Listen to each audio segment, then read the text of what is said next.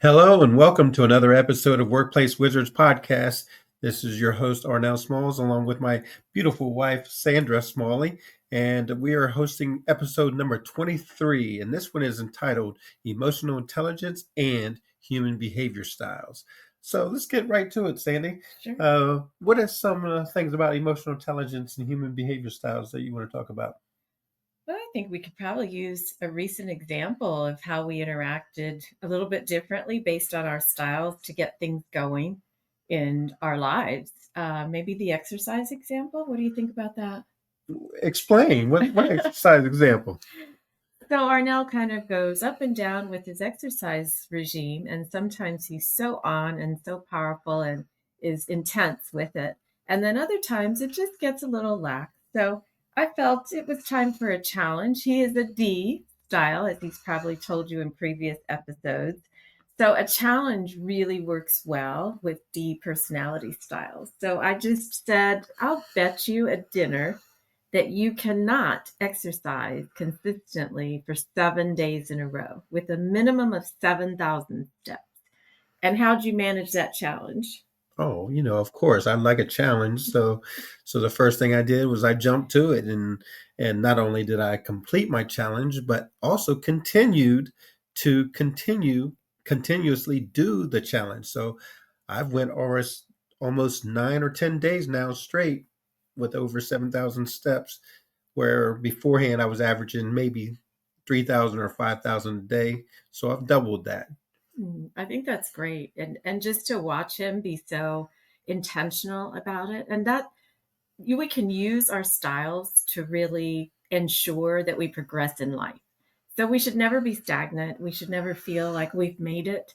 If we know we need to eat better or we need to exercise or we need to start a new project, for D styles, it's just great to have that little challenge. Right. And you know, that also plays into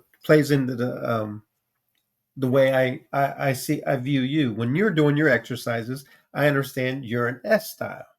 So you're more supportive and you're more relaxed and laid back a little bit, and you're not very aggressive with your exercise style. So when I'm exercising with you, what am I always doing? He's challenging me to do a Pushing little bit you. more, a little Always bit do more. more. Always do more. Mhm. Go a little bit harder. Go a little bit faster. Yes. So those are some of the things that I do. But I have to understand that in your personality style, that may not be the best avenue for you to motivate you to do a little bit more. Yeah, the motivating part is doing it with me. For an S style, if you have Right. company in doing something, you tend to be more motivated. So I love to walk. So anytime Arnell says, I'll walk with you, I tend to walk further. Or I am starting to do 5Ks, not running them all, but run walking with a friend. So he helped by going shopping with me and getting the right shoes, getting the right clothes to be able to do this in the heat in the summer in Florida. So being motivated for me as an S really helps when someone joins in the process. Right. So that's just being married to a person. You actually get to know them a little bit better, and that's part of the emotional intelligence is actually being aware of somebody else's style, and that's meaning their human behavior style, or just being aware of what motivates them. How can you get a person to do a little bit more than what they're normally used to doing by just knowing how to push them and how to encourage them, how to inspire them, and wanting to do more. Why don't we talk about what doesn't work with our styles using the same example? Hmm. What wouldn't work for you if I was trying to help you be motivated to exercise? For a D, what would get under your skin? uh, Indecision. Not knowing exactly what what the target is, what the goal is, and if we feel like we're just spinning wheels, then I'm not interested. I'm not motivated. I'm actually turned away by Mm. not having a goal or not having a target, not having something to strive for or go after. If we just exercising just to exercise, it's just not meaningful to me Mm. without a goal in mind. That's really helpful. So if I had just said, why don't you exercise more? That's not going to do anything No. for someone with D. And for S, something that won't work for me is feeling forced into it. having the same things that motivate Arnel would get under my skin. So if someone said, you better do it, and you better do it this way, and you better do it 3 times a week, I really want to do it with my own style. I want company to do it and don't mind motivation in the partnership. But if I'm given just directives, I'll push back and say it needs to feel like I can own it. Okay, well that's good. Changing subjects just a little bit, just a little change in subjects. I want to talk about a little bit something else that we've done in recent weeks. Uh, trainings, trainings. You went to a training with. Yeah, as part of my other role, we helped to host a global leadership summit through Advent Health. So that's always a significant event of the year.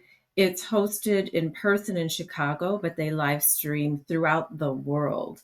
So there are literally thousands and thousands of people watching it at the same time.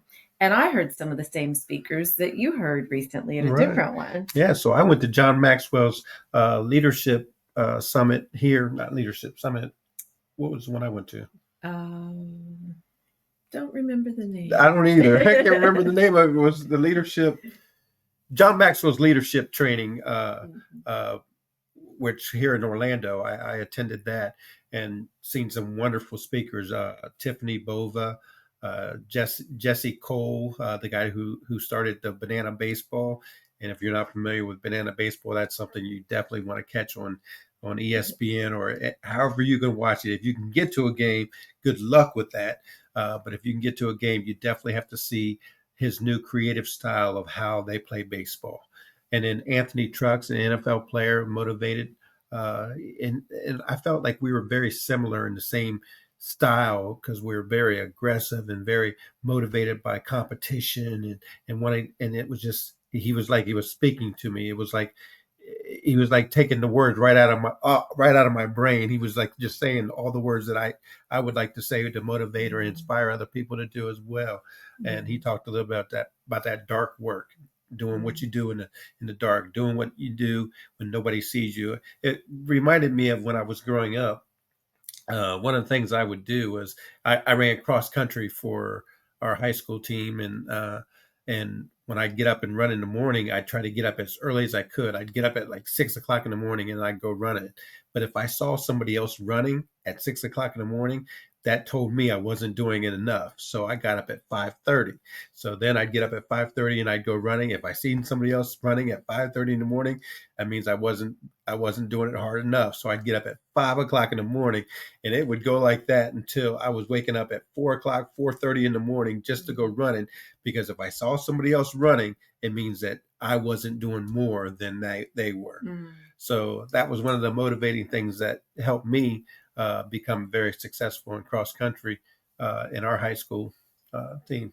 Yeah, it reminds me of we both heard Craig Rochelle because Oh he was yes. at both leadership conferences. And what he talked about at the Global Leadership Summit is that leadership is boring. And everybody just kind of perked up with that because it's not what you think you want to hear.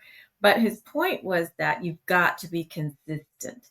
Just as Arnel was talking about his running and his consistency of getting up early and what motivated him, and then his exercise regime. Wherever we're moving towards, we have to really persevere with such consistency. It can seem boring sometimes, but he said without that regularity, without having those routines, we really cannot get to the next level.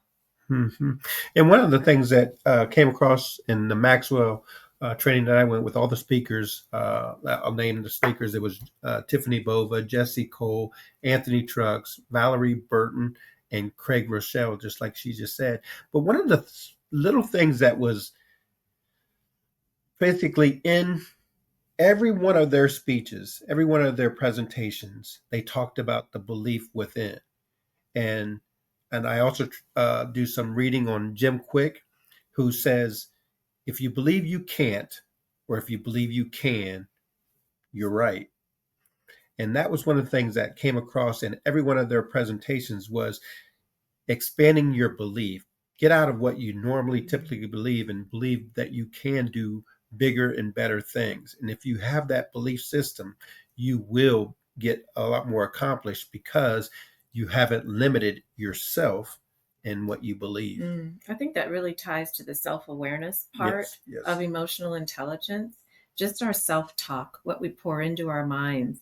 We've recently made another goal to just read at least 15 minutes a night rather than scrolling through the phones. We know we get so caught up in that. But just prior to going to sleep now, we will read at least 15 minutes, and just pouring that into yourself really helps with your ability to work better with others, because we're always learning, and that's so key in your self-awareness. And learning about others and reading about other people's stories and journeys is also really helpful for building up our social awareness as well, as part of emotional intelligence. Was well said. Mhm. Well, that's going to conclude our Workshop Wizards podcast for today. And it was talking about emotional intelligence and human behavior styles. Um, uh, we are helping other HR personnel with coming in and doing EI and DISC training. So if you're interested in having Small World Solutions come to your location and work with your organization, please contact us at smalley@smallworldsolutions.net, or call us at 754-971-7007. Look forward to hearing from you. And if you have any comments, please leave a comment for us and let us know how we're doing. And if you have a subject or topic matter that you'd like to talk about, put that in the comment as well, and we'll try to address that on one of our upcoming episodes. So look forward to seeing you and hope to have you join us later. But for now, we'll say goodbye. Bye. Thanks for having me on again. No problem. Always like to brighten up the screen with a beautiful smile. Oh.